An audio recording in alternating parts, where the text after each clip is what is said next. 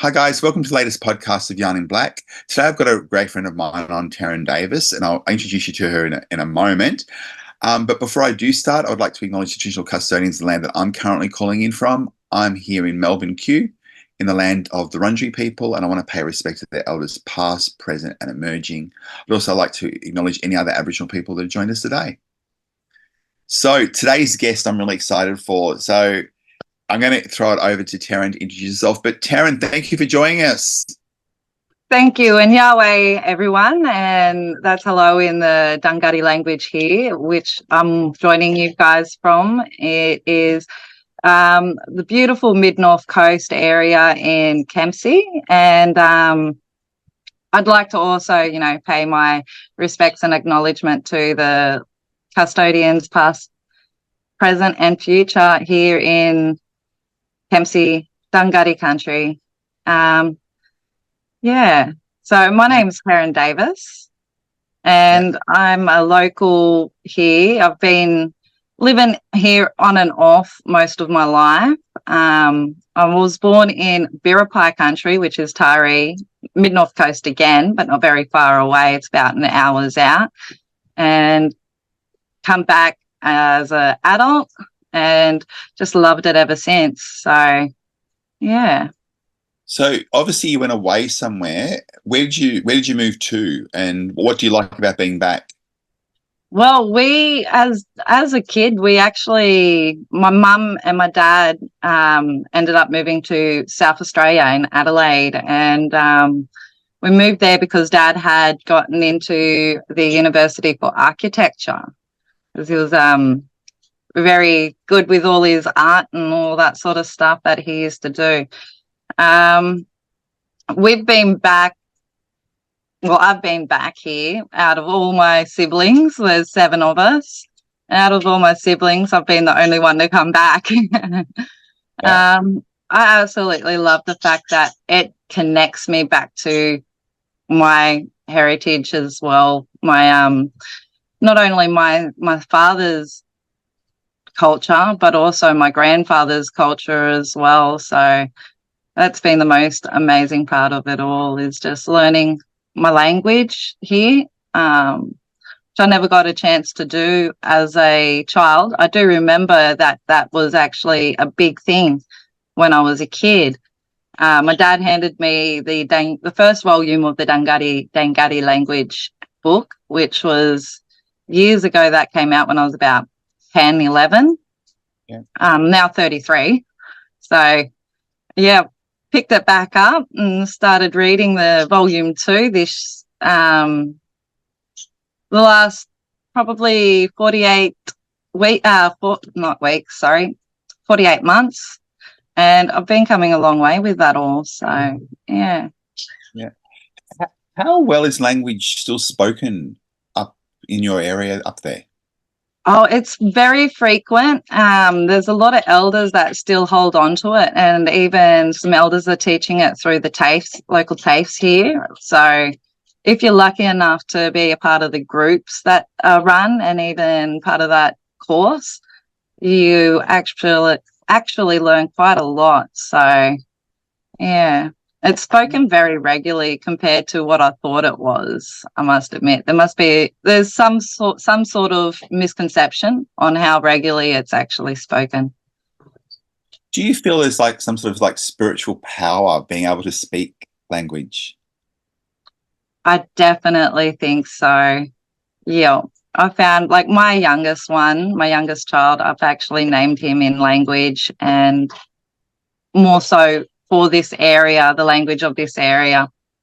And he was born on this country. So it's that connection and that spiritual connection to our past, bringing it forward into the future and the present. So you're currently studying at the moment, and I think you're studying 2 courses at the moment. What are you studying? Well, I'm currently studying 3 courses. Oh, so 3 courses. 2 of them are at our local TAFE, and the TAFE are connected with the Dunghutti Local Elders Council here in Kempsey. So I do 1 course there, and then I also do 1 course at TAFE, And then the third course I do is at the Boroongen Jargon Community College. So, yeah. Yeah. And for people wouldn't know this, that's where we met at the Boroongen College. Yeah. Definitely. One of my A1 students. A keen learner. You are. You keep going. Now that you've got back into study, it's like you want to know more now, isn't it? Definitely. It's like the can of worms per se has been open and you can't put them back in, but you want to learn every single individual worm. So, yeah. So what do you plan on doing after you finish studying, when you actually do finish the courses? I'm hoping to, because I recently kind of started a business, which I've been back and forwards with doing for the last year or so. And I'm hoping to incorporate a lot of the stuff that I've learned through my courses into that business and allow a safe cultural space for that to flow. So tell us about the business. What's its name and what does it do? So the business name is Saltwater Bush Art, and I did have an incorporated organisation through that business called SBA Therapy Solutions. So the business side of things, I was hoping to sort of showcase my art and maybe some of the local Indigenous people around's art as well on that business platform online. And then also the incorporated association was more towards the therapy side of things, which because I was studying transpersonal art therapy last year. Yeah. I kind of dropped out because I had was expecting a newborn and I kind of had my hands full. Yeah. So with what I learned from that, I kind of wanted to create a safe space for all ages of the Indigenous community to come and be able to practice their art and culture, but also to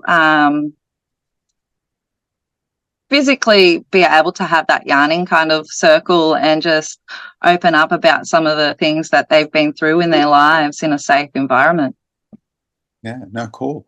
And we'll have all the details of Terran's business at the bottom of the YouTube channel with links and stuff. You love working with community. I know that. So what do you love about working with the community? I think it is the fact of being welcomed into other people's journeys.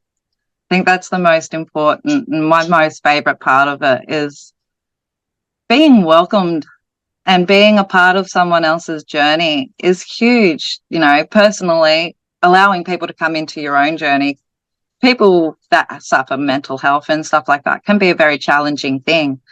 And being welcomed into others is absolutely the biggest honour I think you can ever be given. So,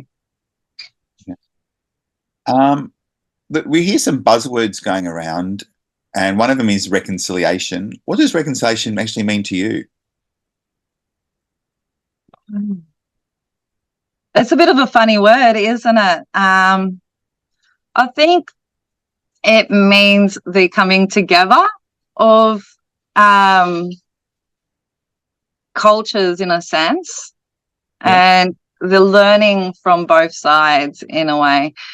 I think we're stronger together, and that's what that's meant to mean. But personally, for every individual, it can mean something completely different. So, yeah, what does it mean to you? To me, I think because I actually have worked with some of the clients that I've kind of brought on as friends and things like that within my own journey. And I've worked with people from non-Indigenous backgrounds that have been absolutely bespelled, in a sense, by my knowledge of the Aboriginal culture and what I've got to offer in teaching them about it as well. So, yeah, I think it's education is a huge part of reconciliation, and it's educating people against the stigmatizations that are there. And once, you know, we kind of get that, we can come together and inspire each other to uplift each other.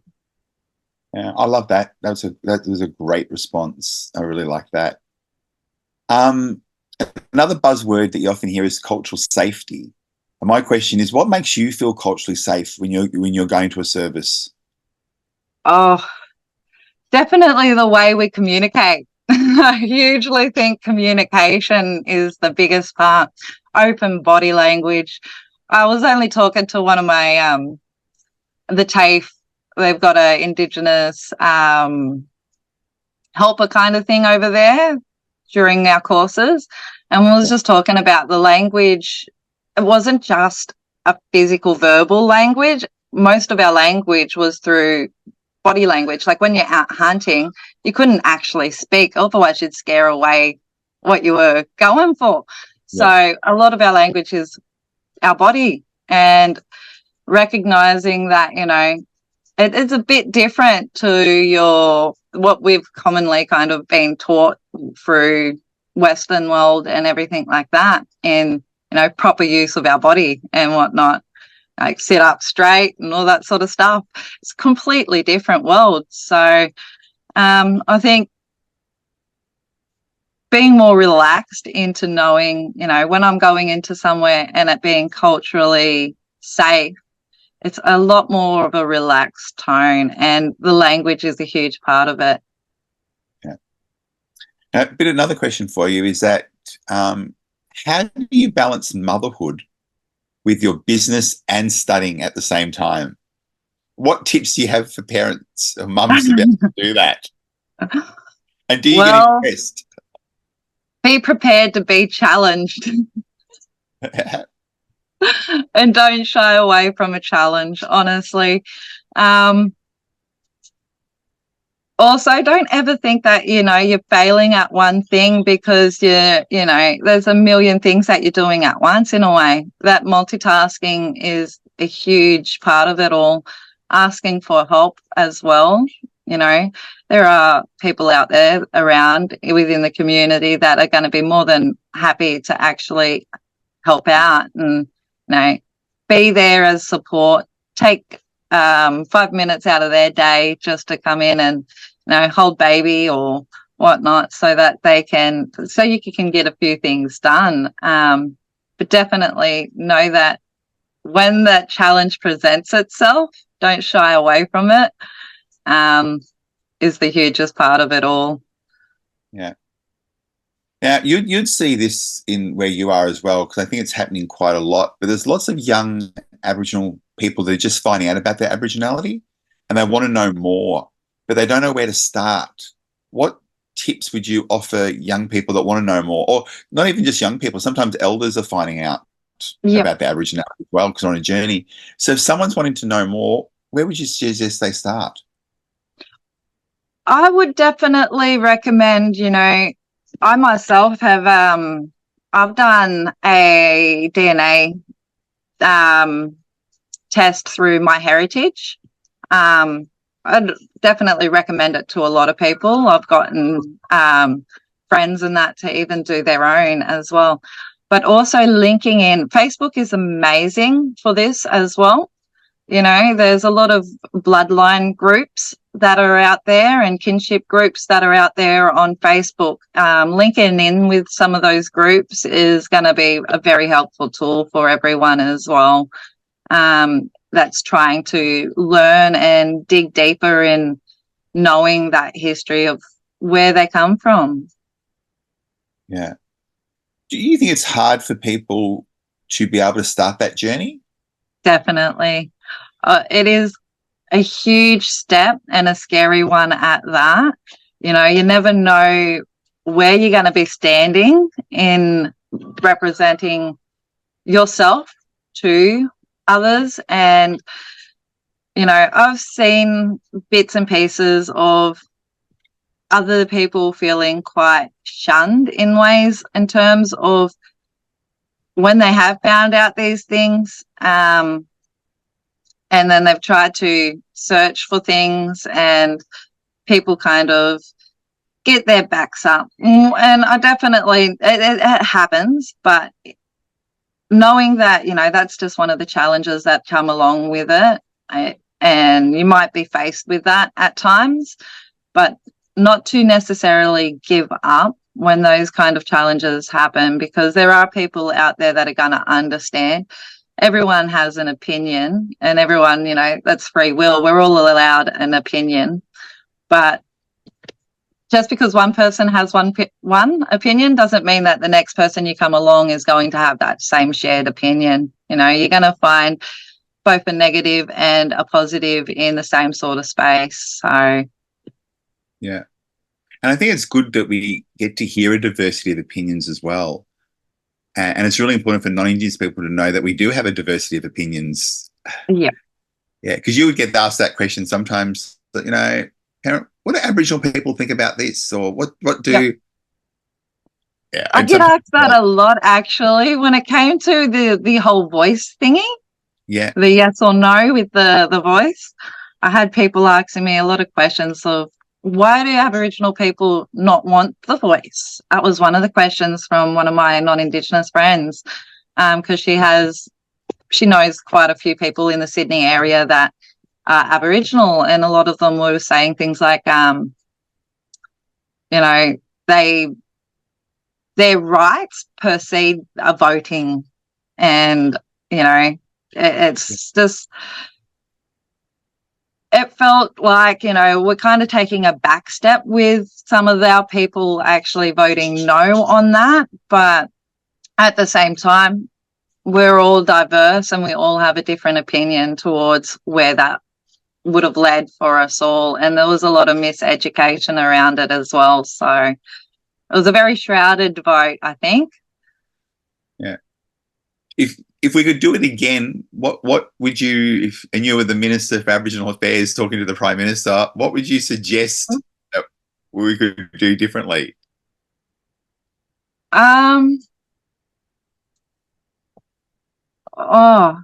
Definitely engaging with the community a lot more. Definitely. I think there was a time frame where everything was last minute. I went to a meeting pretty much after all the votes had already been pretty much put in, and I was like, oh, I'm not signed up for it. I don't think I'll be able to even get a chance to vote. And it was last minute, so I think getting an early start on all that kind of engagement with the community and being able to sit down and answer and have them ask whatever questions they want to ask. Because some of the questions that were asked were things like, what about treaty? You know? So I think the biggest fear was that with a yes vote, it would actually cede a lot of people's sovereignty for where they are. And a lot of people come from a heritage of where they actually fought, their family fought for the lands and everything like that. And they don't want to give that up easily. So there was a huge fear around it all. Yeah. And a lack of, I guess, what's the word I'm trying to think of? A lack of kind of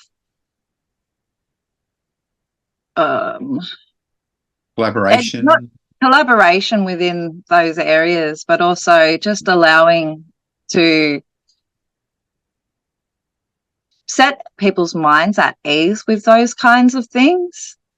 Because the hugest thing is, like, when you're going into those situations too, the biggest thing I've heard lately is like, oh, this fella doesn't know how to talk to us Aboriginals and whatnot, you know. So I don't even like the term Aboriginal, to be honest. You know, I've always gone by an original Australian, because the ab on the front of Aboriginal kind of says that we're abnormal in our original country. But yeah, so I find that original Australian suits me just fine.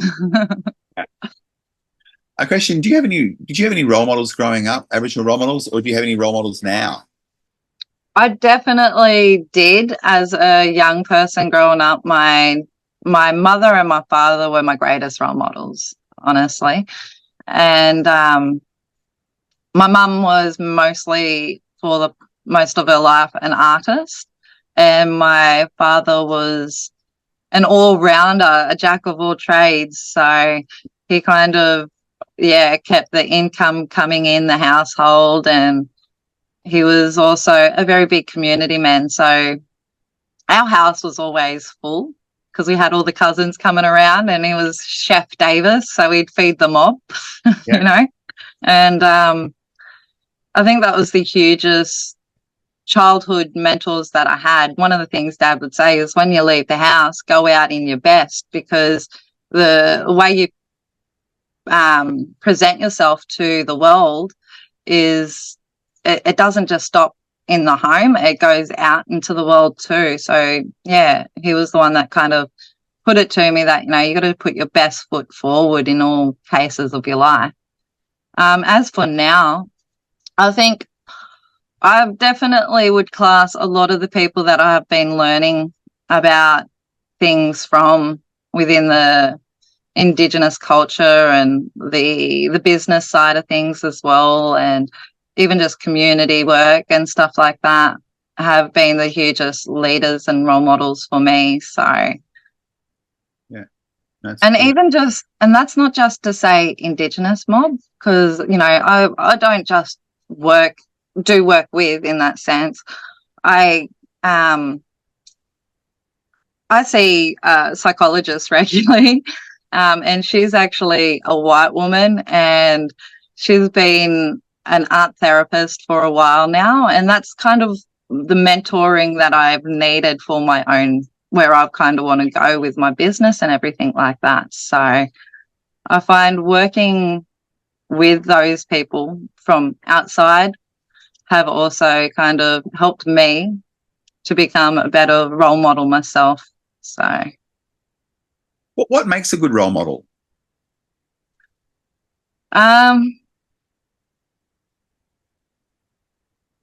Definitely someone that I believe that puts their time and effort into the things that they are working on. Like, you can be working on a few different things at a time and putting your best effort into it, and putting making sure that you're actually diligent in kind of showing that to not just yourself. Like, I do a lot of work on myself, and I find that that actually helps in the sense of inspiring others. So someone that can inspire others would be the hugest part of a role model. You know, if you aren't able to inspire someone, then being a role model is probably not for you. But when you're actually capable of doing that, it allows people to find something that they connect with you, and then find, you know, things that you've done in your life that inspire a dream or a passion that they kind of put on the back burner, because, you know, life has many challenges, and sometimes our passions and everything like that get put on hold for everything else that we're going through in life. So yeah. That was a really good answer. I really loved how you just packaged up what a role model should be, if that makes sense. And also like when you said that if you can't do this, you really need to look at whether you could be a role model or not. Yeah. Yeah. Another question that often gets thrown out there is around mental health, and you've mentioned a few times that mental health has affected you in your life. What has been the impact of mental health on you? Well, I suffer a very common thing in this day and age called PTSD, which is post-traumatic stress disorder. And that's actually been brought to my attention in the last 10 years, that it is a generational thing for a lot of Indigenous mobs. So it is huge within our communities, and something that a lot of us actually have the challenge of facing. So I think that and also a bit of a identity kind of identity, because the PTSD is one side of things, but also the identity part of it is huge. Finding out our cultural heritage is the hugest challenge, because, it's very easy when we get into searching up our heritage that all the written stuff is mostly the Western side of our heritage. But all the stuff that's not put on those paperwork is usually the Indigenous side, up till about a certain era where I think the Europeans realised that a lot of our mob were dying off, and a lot of the full-blood Aboriginals, I hate the term, but the full-blood Aboriginals the numbers were dwindling. That's when they started to actually kind of write down and kind of count us up. It sounds horrible to say it in that term, but that's when the paperwork starts to show up. So, yeah, I think that kind of leaves identity crisis and PTSD as a huge thing within our communities and personal challenges in our lives. Another thing that I was faced with at a young age, at 19, was I was in my first ever domestic violent relationship, and, kind of struggled with the whole learning scope of learning how to stay away from those kinds of relationships over my lifetime. So, yeah, that's why I think when I do actually start to progress my business into a working space for the incorporated side of things, I really do want to work with women that have been through similar things. Yeah. Thank you for sharing that with us, and I really appreciate your honesty there. But I've got another question for you, and that is, when you're at school, how much Aboriginal issues were taught at school when you were there? Oh, well, when I was a teenager, I first went to high school. Like I said, my family's moved around quite a bit, so I've got a bit of a broad view on this, because I've gone to a few different high schools. In high school was when I first kind of started to learn about Indigenous affairs, and the view of it wasn't the best, I must say. It was from a really kind of Western documentive kind of view of things, and it was very intimidating when I was a child to go into a classroom that was filled with maybe 80% Western heritage people, and maybe more. And sitting down watching these old docos about Indigenous people, and you get, young boys and young girls kind of get a bit squeamish in a sense of seeing half-naked people and whatnot, because that's the main footage that was shown, and they're quite immature at that age, so you get a lot of weird comments and stuff like that. But as I got older and I moved to a different school in Wingham, when I was there, I was the only Indigenous person in a school of maybe 200 kids or more, and there was no education assistance for Indigenous people. There was no Aboriginal studies or anything at the school that I went to, because it was a small community and small school, and there was only one student, so they didn't want to cater for that one student that identified. Mind you, I do know now that there were a few other students that I went to school with that were, you know, taught not to identify because life would be a lot easier for them with their fair skin if they didn't identify. So, yeah. Yeah. And it's interesting that you bring that up, because I think that's what sometimes the non-Indigenous viewers don't always get, that some of us were told at different times not to identify because it's going to be a lot easier for you. And then we've got another side of people going, embrace your culture and feel free to explore it. And no wonder people are conflicted about what am I doing? If I acknowledge it, will it get used against me? And if I explore it, will that get used against me? Definitely. Yeah. It is a very conflicting sense of how to be in that sense, you know. So you get two different, very conflicting ideas that just go on. Yeah. If I gave you $1 zillion and a magic wand and said that you could change something in Indigenous affairs, what would you do it, and where would you start? I think number one would be we're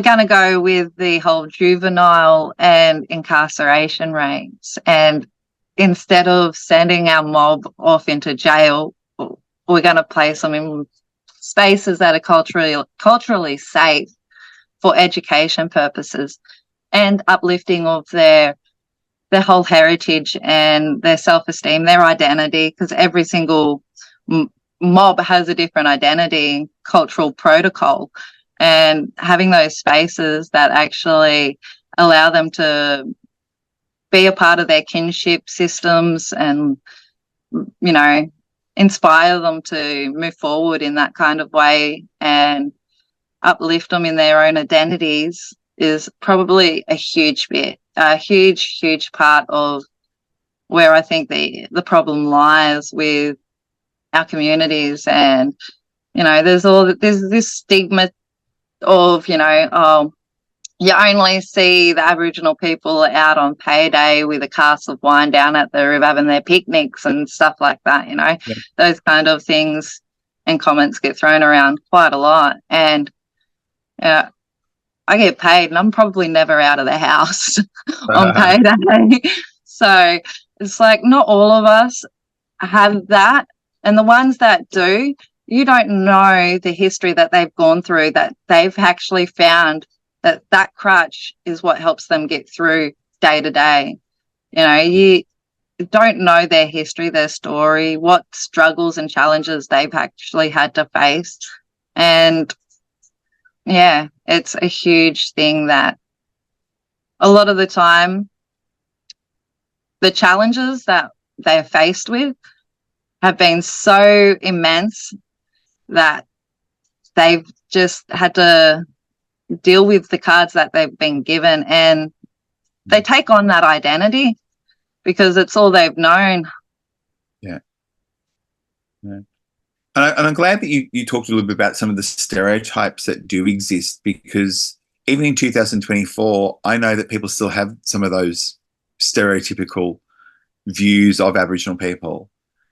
And I like what you said previously about, and we did say it off camera, but it's about community, also about uplifting each other. And are you starting to see that more now, of community coming together to uplift people? Definitely. You know, when I first kind of started venturing into my business side of things, and my aunt as well, had one of my aunts that, you know, I grew up in one of the lesser kind of hyped up parts of the community. But even though it wasn't a very, you know, what's the word? Kind of poverty-stricken kind of area and everything like that. I had some great role models there as well. especially within learning about culture. Even as a kid, we didn't learn about our language in a school. We learned about our language out on someone's front yard. And it was probably around 7 p.m. at night time when these conversations would take place, you know. Learned stories about the dream time, and also about sacred places around that we're not allowed to visit, which is a huge, sad part of it all. So, I think those people were the people that kind of uplifted me when I started to venture back into learning this sort of stuff and getting back into this identity of who I am and where I come from and how I came to be. A lot of the times the comments I'd get is, you know, that they believed in me more so than my own mother did, because, you know, at times in my life I kind of had opposing opinions from my own parental guidance. And it was a bit of a struggle to overcome for me. But knowing that I had these people that actually believed in me inspired me more to actually move forward with what I wanted to do. And I find that, you know, just recently we've had the International Women's Day, right, and that's been a huge part of just sisters from all nations coming together, being able to uplift and inspire each other, you know. So, yeah. Just extending on that a little bit, I just wanted to add too that sometimes I find that as Aboriginal people, our worst enemy sometimes is ourselves. Yeah, that we don't sometimes think that we deserve to be getting something, or that we should receive the accolade for what we've actually done. Definitely. Yeah. I can definitely concur on that one, because recently, like I said, I've been studying at TAFE, and I was talking to one of the teachers who was a Western European man, but I was talking to him about how I've done some speed painting and stuff like that, and he's like, oh, you should bring some of your art in and, you know, talk to the other classmates about your art. And I was like, oh, yeah, that's not that good. So I oftentimes find that I'm my worst judge in those areas, and I kind of simmer down, and I like to say that I'm very humble, but to a degree, I just don't know how to speak myself up half the time. And I find that we need to actually try and speak ourselves up more so than those around us, because if we don't do that, we're not actually going to build up the confidence that we need to show our best within the community to inspire others. So, yeah, I think I might actually take the teacher up on that idea of having a chat. Yeah. And in the end, when you get your business going, that's what you need to do. That you need to be out there selling yourself and your wares, what you actually deliver. And I've found that some Aboriginal people struggle at that, being able to sell themselves and their business, because we're not a community that's normally about us. It's about our family and our mob. Family. Yeah. We're great at PRing for our community and our mob, but when we're PRing for ourselves, it's a whole nother kettle. Yeah. We need a special book, PR, a public relations book. And I'm just watching the time, and I know that we're nearly running out of time, but I have got a final question for you, and that is, what key messages would you like our listeners to walk away with from our yarn today?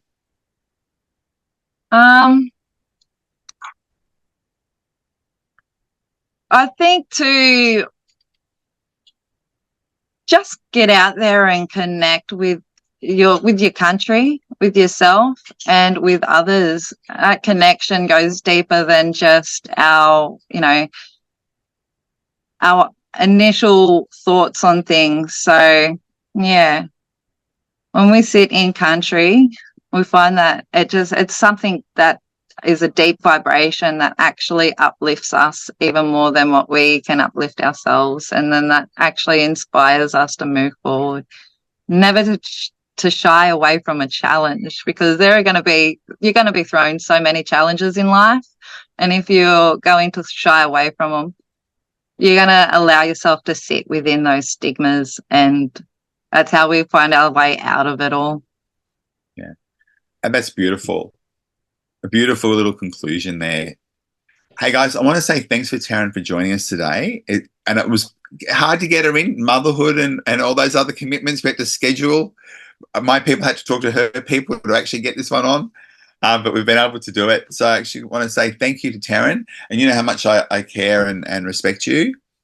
And we will, guys, see you at the next podcast. So thanks, Terran. Thank you, and Balu, everyone.